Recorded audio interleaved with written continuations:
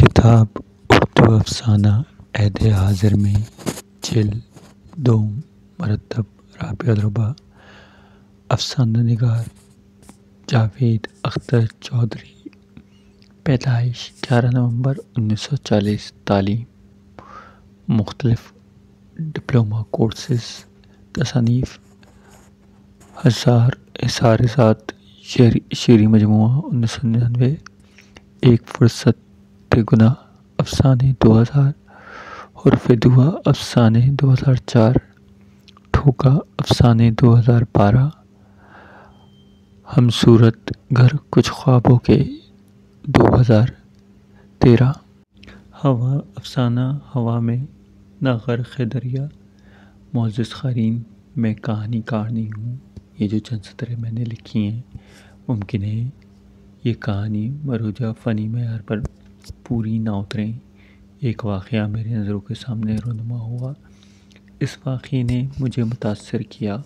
शायद आपको भी अच्छा लगे, इसलिए मैं ये चंद सतूर लिख रहा हूँ। क़बल इसके वो वाक़या बयान करूँ, मैं अपने मुताल्लिक़ कुछ बताना ज़रूरी समझता हूँ ताकि आपको कहानी समझने में आसानी रहे।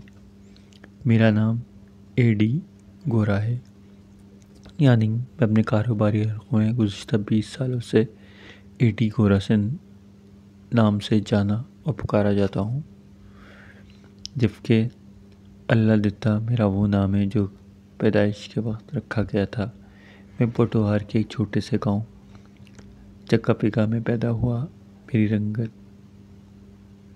बहुत गोरी है, इतना गोरा कि बचपन में इसी वजह से मुझे चिट्टा कहा जाता था। पंजाबी में गोरे रंग को चिट्टा कहा जाता है। फिर मैं कॉलेज में दाखिल हुआ तो मैंने अपने नाम के साथ गोरा काला लाक़ा लगा लिया।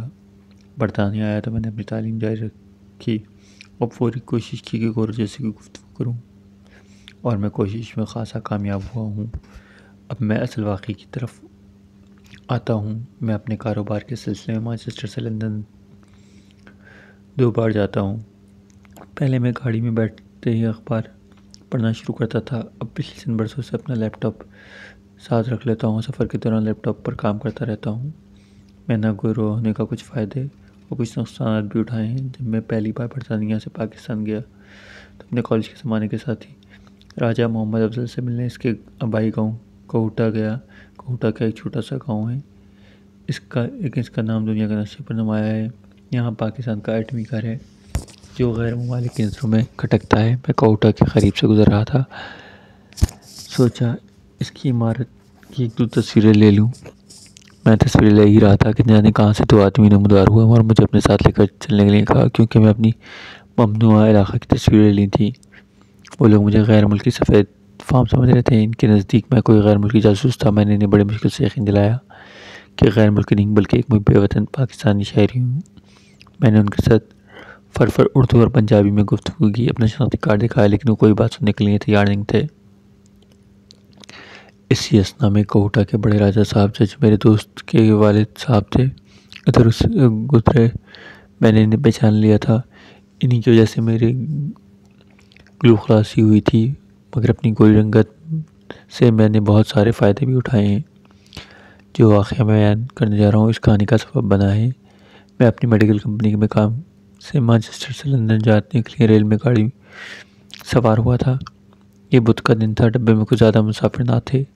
मैंने इसमें मामूल अपना लैपटॉप स्विच ऑन किया और अपने काम में मसरूफ़ हो गया।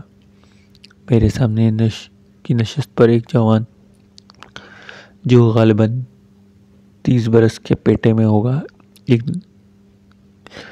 नौजवान खूबसूरत भोली भाली लड़की के साथ बैठा हुआ था। लड़की ने मेरी तरफ इशारा करके आदमी से पूछा, तुम्हारे ख्याल में सामने बैठा शख्स कौन है? आदमी ने मुस्कुराते हुए जवाब दिया, जाने मैं, ये शख्स अंग्रेज़ है, चेहरे मोहरे और लिबास से नफीस अंग्रेज़। मुझे तो लगता है प्रोफेसर लगता है। लड़की ने कहा, हाँ मुझे भी ऐसा ही लगा है। ये अंग्रेज़ भी बड़े अजब लोग हैं, अपने काम से सरोकार रखते हैं, सफ़र के दौरान भी लिखते पढ़ते में मगन रहते हैं। हमारे एशियों को लोगों को घूरते रहते या खिड़की की तरफ बाहर झाँकते रहते हैं।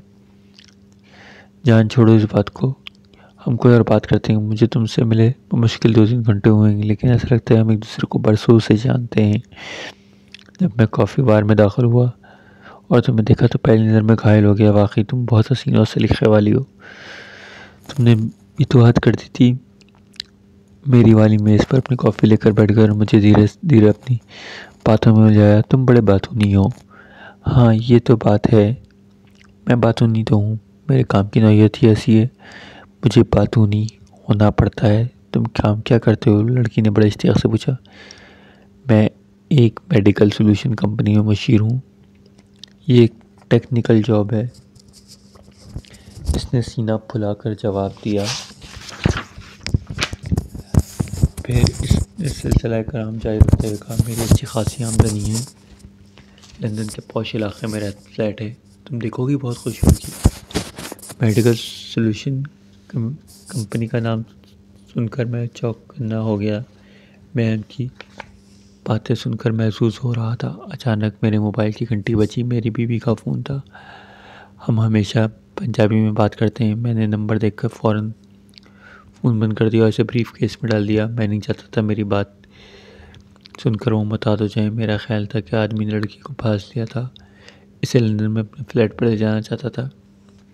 लड़की ने कहा, मैं शाम को वापस यूनिवर्सिटी कैंपस में आना चाहूँगी। तुम्हारे ख्याल में हम लंदन में कितना वक्त गुजार सकते हैं? आदमी ने कहा, मेरी ख्वाहिश है तुम रात मेरे पास लंदन में गुजारो, दूसरे दिन हम दोनों इकट्ठे मैनचेस्टर लौट आएंगे। लड़की गहरी सोच में पड़ गई। इसने कहा, नहीं, रात में लंदन में नहीं गुजार सकती।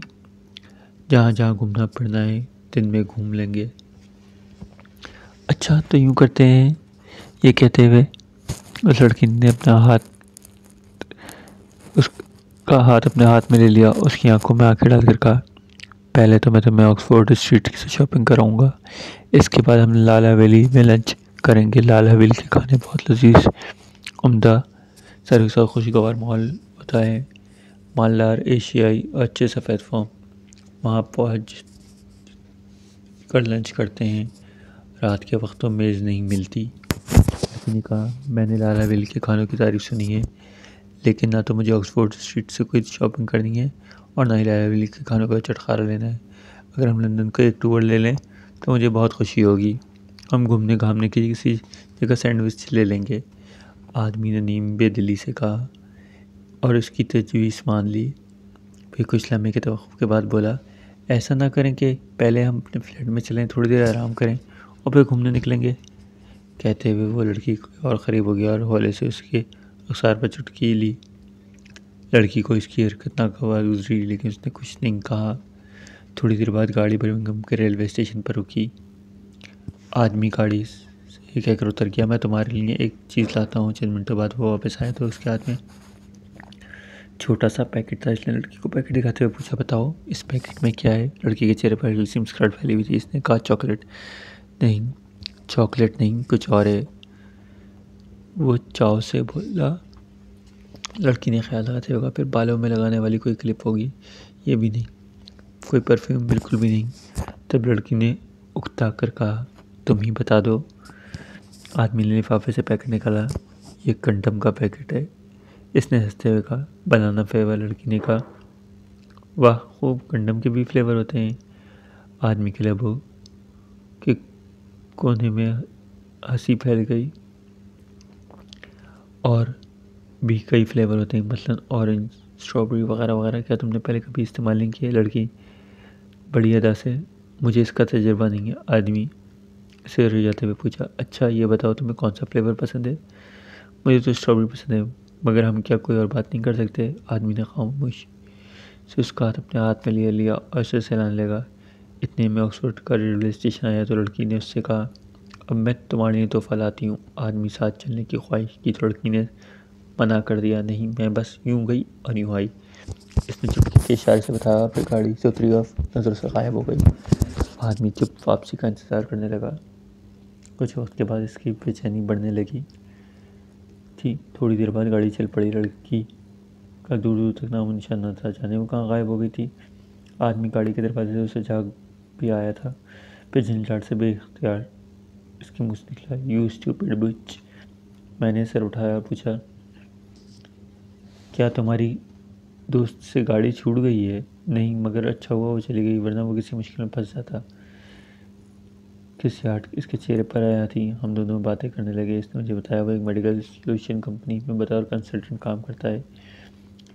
मैंने इससे सवाल किया वो कभी कंपनी के चीफ एग्जीक्यूटिव ऑफिसर से भी मिला है। जवाब वास्ते बोला मैं अक्सर उनसे मिलता हूँ, बल्कि आज सुबह सुबह भी मिला था। वो बहुत अच्छे इंसान हैं और अपने साथियों और कारकुनों का बहुत ख्याल रखते हैं।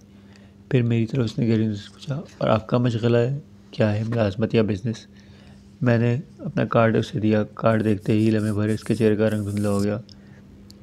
फ़ौरन उसने अपना रुख खिड़की की तरफ कर लिया और बाहर देखने लगा। मैं ज़ेरे लब मुस्कुरा दिया। गाड़ी इस वक्त तरीका टेम्स के धुंध से गुजरती रही। तब मैं बेख्तियार गालिब का मिसरा कहने लगा, वे क्यों ना गर्क है दरिया, आप मेरे जहन की स्लेट पर लिखा गया।